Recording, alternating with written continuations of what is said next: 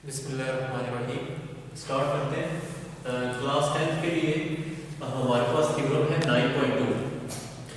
Theorem की statement ये है, व्हाइट बोर्ड पे मैंने लिख रखी है, a straight line drawn from the centre of a circle. Circle के सेंटर से आप एक स्ट्रेट लाइन ड्रॉ करते हैं, ठीक है, टू बाइसेक्ट अ कॉर्ड। तो वो कॉर्ड को बाइसेक्ट करती है, टू इक्वल पार्ट्स में क्या करती है, डिवाइड करती है, which is not a diameter. इस कॉर्ड के लिए जरूरी ये है कि डायमीटर नहीं होनी चाहिए, is perpendicular to the chord. ये जो आप सेंटर से लाइन ड्रॉ करते हैं, ये इस कॉर्ड के ऊपर क्या बन जाता है, परपेंडिकुलर बन जाता है। ओके, थोड़ा सा मैं ये बता दूं कि कॉर्ड किसे कहते हैं। आप सर्कल के ऊपर कोई एक पॉइंट मार्क कर लें, इसको सर्कल के ऊपर किसी भी दूसरे पॉइंट से ज्वाइन करेंगे तो आपके पास जो लाइन सेगमेंट मिलेगा आपको, इसको कॉर्ड कहेंगे, ठीक है।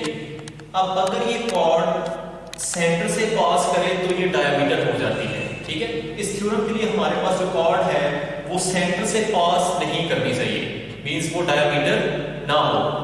तो उस सूरत में राइटर ने स्टेटमेंट ये दे रखी है कि अगर आप सेंटर से इस कॉर्ड के ऊपर एक लाइन ड्रॉ करते हैं, हमने कॉर्ड मार्क कर ली ए से लेकर बी तक, लाइन जो ड्रॉ की हमने उसको ओ एन का नाम दे दिया, और राइटर ने ये गिवन दे रखा है कि ओ एन जो लाइन है वो ए बी को बाइसेक्ट करती है, ये हमें गिवन है।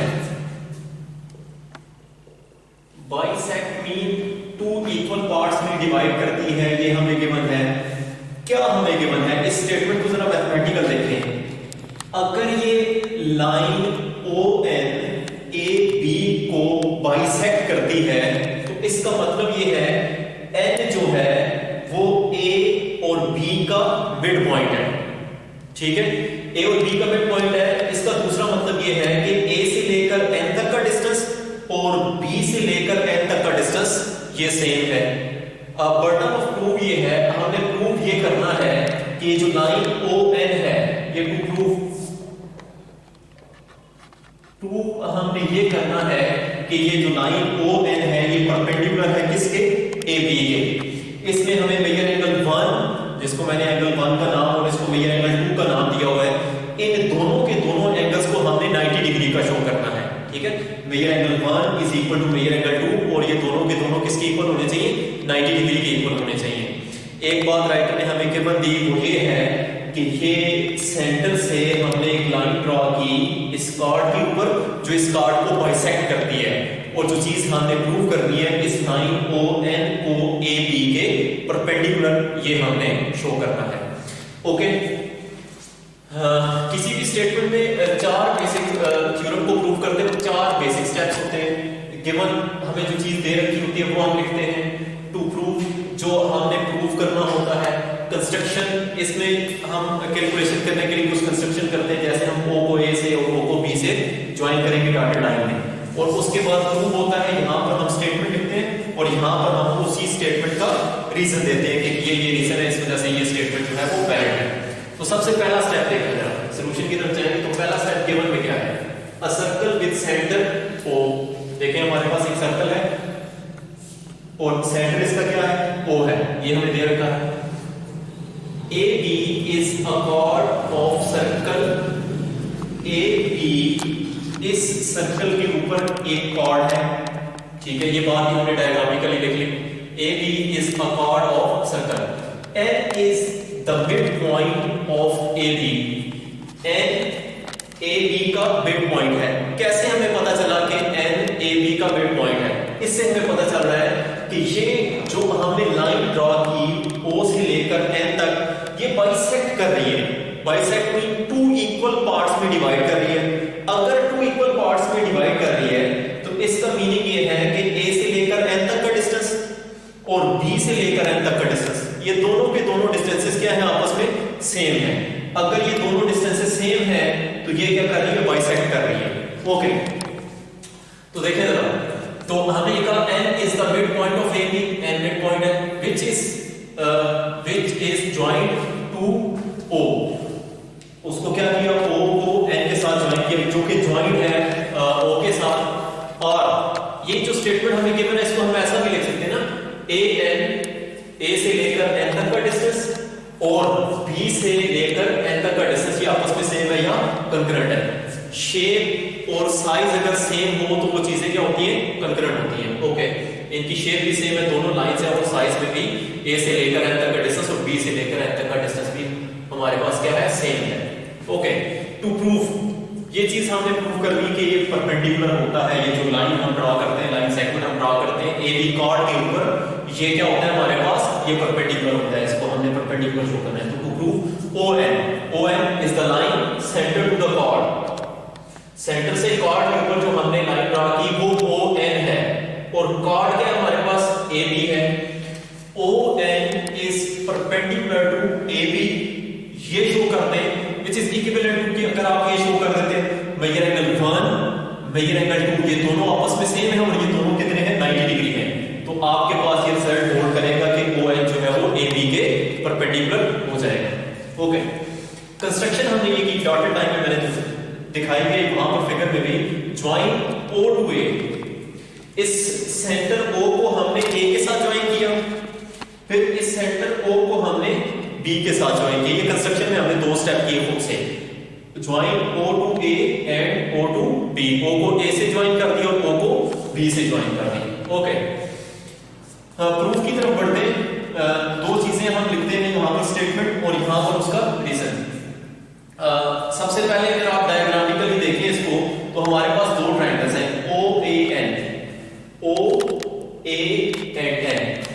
और सेकंड जो ट्रायंगल हमारे पास बनती है OBN, ठीक होगी बात जी। अच्छा, ये दो ट्रायंगल्स हैं हमारे पास, इनमें हम कोरस्पोंडेंस देखना चाहते हैं कि ये वाकई में ये ट्रायंगल्स कंकरेंट है या नहीं है। तो फिर किसी तरह से हम मेजर एंगल 1 और मेजर एंगल 2 को इक्वल करके हम 90 डिग्री का शो करेंगे। Okay, what about OA and OB?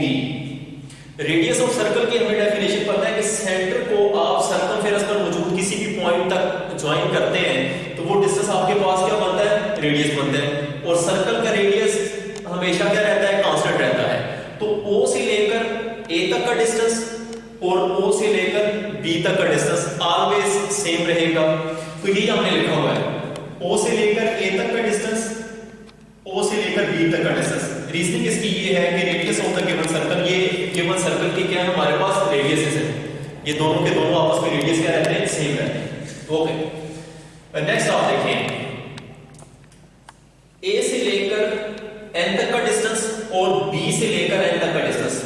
हमें राइटर ने ये गिवन दिया था कि सेंटर को अगर आप सेंटर से अगर आप कॉर्ड के ऊपर एक लाइन ड्रॉ करते हैं जो कि इसको बाइसेक्ट करती है, ये हमें गिवन है कि ये दो इक्वल पार्ट्स में डिवाइड करती है। तो गिवन के अंदर राइटर ने हमें ये दे रखा है कि A से लेकर N तक का डिस्टेंस और B से लेकर N तक का डिस्टेंस सेम है।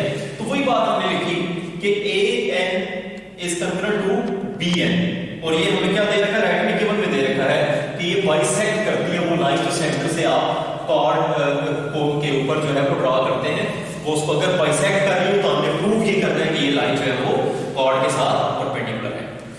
ये देखिएगा जरा, ये वाली जो साइड आपके पास O से लेकर N तक, ये जो साइड ON है, ये दोनों की दोनों ट्रायंगल्स OAN में और OBN में ये ON साइड कॉमन है। तो अगर मैं ये लिखता हूं ON is congruent to ON, तो इसकी रीजनिंग ये है कि ये दोनों में क्या आ रही है, कॉमन साइड। तो अब आप देखें साइड साइड साइड पोस्टुलेट से ये तीन साइड्स, दो ट्रायंगल की तीन साइड्स आपस में कंकरेंट होगी, तो ये ट्रायंगल क्या हो जाएगी, कंकरेंट हो जाएगी। ये देखें, triangle OAN is congruent to OBN because this postulate side side side postulate is congruent to side side side. तो इसकी जो बाकी सारी साइड्स होंगी वो या बाकी एंगल्स होंगे वो भी क्या होंगे, आपस में सेम होंगे।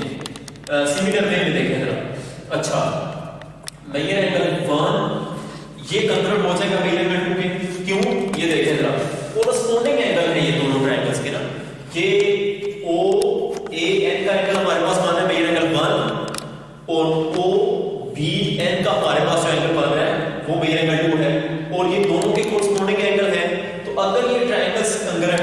ये दोनों के दोनों एंगल्स क्या हो जाएंगे, सेम हो जाएंगे।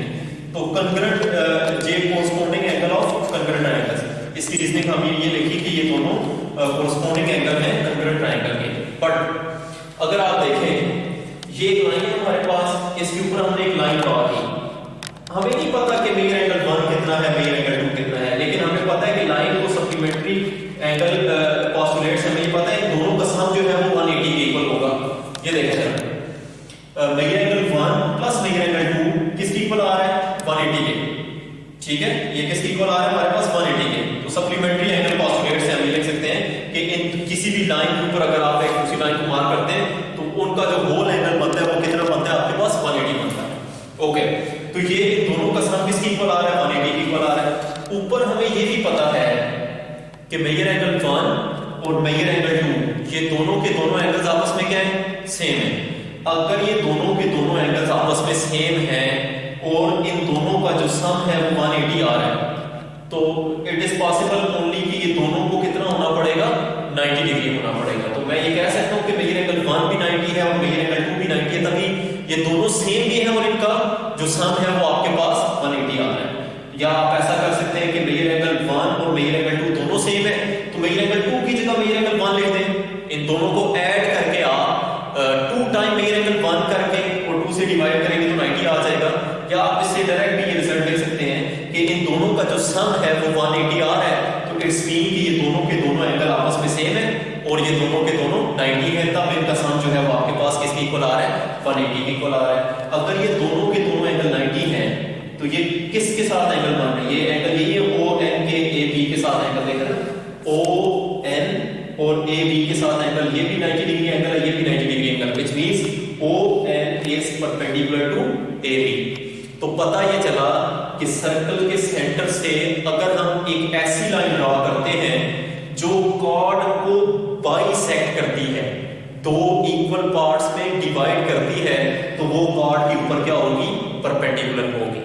नेक्स्ट थ्योरम में इसी का कन्वर्स हम करेंगे कि अगर आपके पास एक लाइन O से लेकर N तक परपेंडिकुलर टू द कॉर्ड है, वो इस कॉर्ड के परपेंडिकुलर होगी, तो हम ये शो करेंगे कि AN is equal to BN, वो इसको क्या करेगी, बाइसेक्ट करेगी। ठीक है, ओके, इसको नोट कर लिया आप।